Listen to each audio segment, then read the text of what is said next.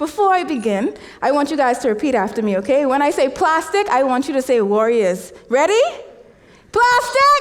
Warriors! Plastic! Warriors! All right, perfect. Now I know you're awake. My name is Kristal Ambrose, also known as Kristal Ocean, and I am the founder and director of the Bahamas Plastic Movement. I am also a PhD student at the World Maritime University, and as Adam mentioned, I am the 2020 recipient of the Goldman Environmental Prize for Islands and Island Nations. I am so thrilled and honored to be here today to share more about my organization and our approach to youth solutions to plastic pollution. So my story began almost 10 years ago when I got the opportunity of a lifetime to sail across the Pacific Ocean to study the Western Garbage Patch. And for nearly 20 days, we were out there. I mean, can you find me in this photo? It's kind of easy, right? But for nearly 20 days, we were out there, and we were surrounded by nothing but water, wildlife, and waste. And as we were coming across all these different types of plastic, my first reaction was, my goodness, humans are so nasty, they disgust me. Until I started taking a closer look at the types of plastic we were collecting, right? Toothbrushes, bottle caps, combs, toys. And I was like, pretty sure I have a toothbrush like that in my backpack as we speak. So in that moment, I realized I was a huge part of the problem, and equally so, I could be a part of the solution. So once the trip wrapped up, I went back home to the Bahamas, and I was like, by the end of the week, whole country's gonna be plastic-free. It didn't work out like that, but for the life of me, I kept having this vision of the whole Bahamas walking with me to create this nation that was free of plastic debris, and thus the Bahamas Plastic Movement was born. And the Bahamas Plastic Movement, we're an environmental nonprofit organization geared towards raising awareness and finding solutions to plastic pollution. I always tell people we're the grassiest grassroots organization you'll ever come across because we have no staff, we have no facility, we have no steady funding. But we do have is hope and creativity and this energy that you can never find in a conventional organization. We function under 4 pillars: research, right? What is the extent of this issue? Education, how do we raise awareness and bring this to the masses? Citizen science, how do we bridge the gap between community and science and get the average layperson onto the beach collecting data? And policy change, how do we use the former pillars to drive changes at the political level?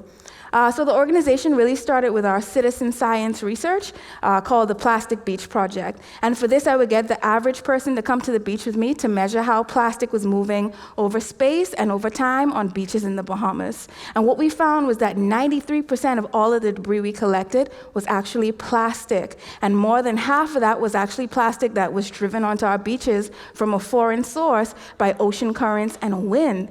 Right? So seeing all of that plastic, I knew our next step was to conduct beach cleanups. So we conducted beach cleanups on more than 8 different Bahamian islands. We've engaged over 1,000 volunteers, and we've removed more than 5,000 pounds of debris from our beaches. And we lure people in with free transportation and free food. So here's a little snippet of what our beach cleanups look like. This is from our 2019 World Oceans Day beach cleanup. So today is a beautiful day. We are here to celebrate our beautiful oceans. Everyone look behind you and say, thank you, ocean! Thank you, ocean!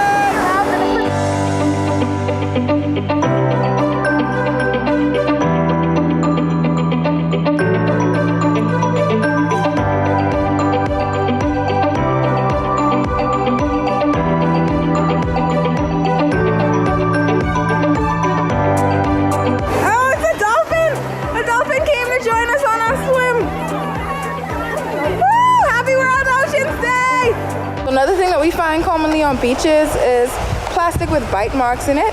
And you see these are triangular bite marks that usually come from triggerfish, for example, and it's a substance that they can't digest.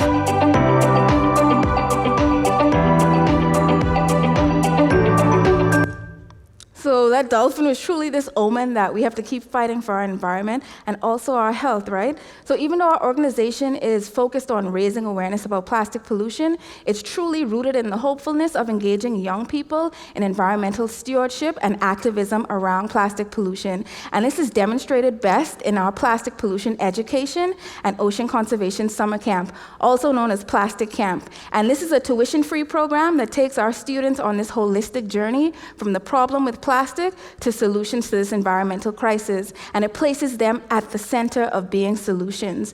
This year, we wrapped up our 8th consecutive year of camp. We've engaged more than 500 students on 8 different Bahamian islands, and during the course of this program, they're engaged in hands-on scientific research, where they're trawling for microplastics at the sea surface. They're dissecting stomachs of fish like mahi-mahi, birds like albatross boluses, and they're making the connection between how their lifestyle on land impacts animals, especially animals that they like to eat. We do a lot of art activism where we upcycle plastic that we collect from the beach, and we create murals and we place them in the community. We do community outreach where we have a show that our students put on, and they use Bahamian culture to create songs and skits and dances, all to raise awareness of plastic pollution. And they also have a trash and fashion show where they use things like Capri Sun or plastic bags to make clothing and jewelry as a statement to say we're using so much of this material, we can actually wear it. Let's do something about it. Now, even though our program is a lot of fun, it's actually rooted in science, right? This is something that I created called the Plastic Warrior Feedback Loop, where our students come into our program through environmental education. So rather than the doom and gloom of everything that's wrong in the ocean, we get them to reconnect with the ocean and love the ocean because you protect what you love. That then goes into our citizen science, our community action, our public education. It leads into public policy, which I'll mention shortly, and then our youth leadership, where our students come back into our program as leaders. And this was evident in 2017, where 80% of our staff were between the ages of 14 and 16 years old, and more than 2/3 of them were former campers. So when it came time to figure out how I was going to approach the Bahamas ban on single-use plastics, I knew exactly who I needed by my side. It was my team of plastic warriors, my youth delegation. So with the help of a local lawyer and a social scientist, we were able to draft a bill of what a single-use plastic ban would look like for the Bahamas. We took that to the Minister of Environment, and seeing those young people in front of him, it really pushed him to drive this bill forward. So as of January 2020, the Bahamas has banned the following single-use plastic items, along with mass balloon releases, and that was all brought forward by youth, right? Yeah, give it up for them! The Plastic Warriors! Really, really amazing. So this summer, we decided to dive a little bit deeper into solutions, right? Because we know that bans aren't the end-all, be-all, and we still use a lot of plastic. So we decided to challenge the barriers of what it means to live zero waste on an island, and we did this by developing a web series called Plastic Warriors Try. This is live on all of our social media channels on YouTube. Please go watch it. That's a shameless plug. But over the course of a week, we tackled the intersections of environmental health and public health and human health and the risk associated with plastic packaging and its chemicals therein. We looked at things like menstruation and made our own reusable pads. We made our own DIY products, and we made our own hair. In Afro-Caribbean cultures, synthetic hair and hair care products that are made in plastic packaging and contain so many harmful chemicals is not often discussed. So we took the fibers from a banana tree and made our own hair, and then we made our own hair conditioner using aloe vera, cactus, and hibiscus, all local things found right in our backyard. Now, even though, I've made so much traction with youth, and it's so positive, they're powerful and effective leaders, when they speak, the world listens. This is true. I really believe in youth. But it is not their responsibility to solve this plastic crisis, and it's not fair. Word to Greta, right? She was like, how dare we put this on the shoulders of youth, right? So for us to truly turn the tide on plastic pollution, we need all players at the table, and that includes academia. We need industry. Number one, we need public health officials. We need civil society, and the road to fighting plastic pollution is going to be long and arduous. Oh, God, I always say it's a fine line between depression and inspiration, but I think it's so true, but I choose to straddle the fence of inspiration and maintain a sense of realistic optimism, and I think our students sum it up. The reality is sometimes alternatives are hard to source here. And even if we do get them, most will be disposed of and ended by our landfills or oceans. We are trying to do our best what we have, and that's all we can do because we never doubt that a small group of thoughtful and committed citizens can change the world. Indeed, it's the only thing that ever has. Word to Margaret Mead. That's right.